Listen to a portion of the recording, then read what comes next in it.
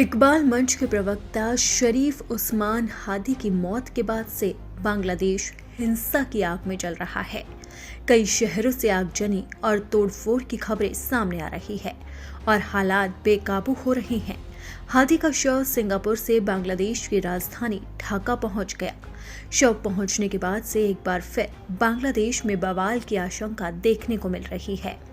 ढाका विश्वविद्यालय केंद्रीय छात्र संघ की नेता फातिमा तस्मीन जुम्मा ने बताया है कि इकबाल मंच के प्रवक्ता शरीफ उस्मान हादी को उनके परिवार के अनुरोध पर बांग्लादेश के राष्ट्रीय कवि काजी नजरुल इस्लाम के बगल में दफनाया जाएगा।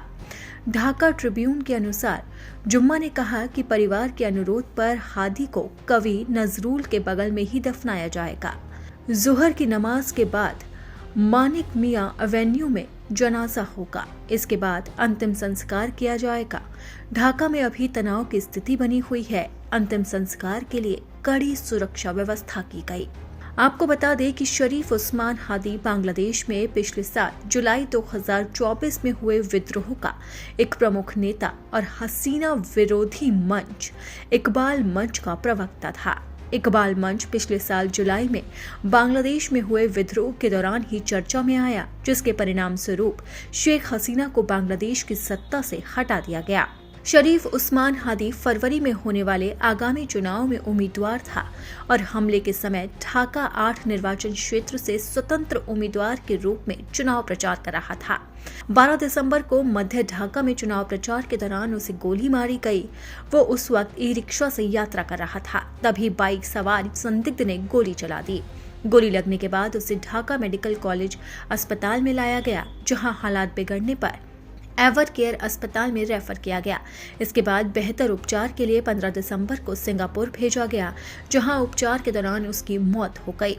उसकी मौत के बाद से बांग्लादेश में हिंसा भड़क उठी है। उसके समर्थक लगातार सड़कों पर उतर रहे हैं और सरकार के खिलाफ प्रदर्शनबाजी जारी है और हालात ऐसे हो गए कि यूनुस को अपनी सेना तक मैदान में उतारनी पड़ी। लेकिन हालात अभी भी संभलने का नाम नहीं ले रहे हैं। यहाँ तक कि मीडिया हाउसेस को भी फूंक दिया गया है। गाड़ियों में आग लगा दी गई। हर तरफ सिर्फ और सिर्फ तबाही का मंजर नजर आ रहा है। लोगों का आक्रोश शांत होने का नाम नहीं ले रहा है।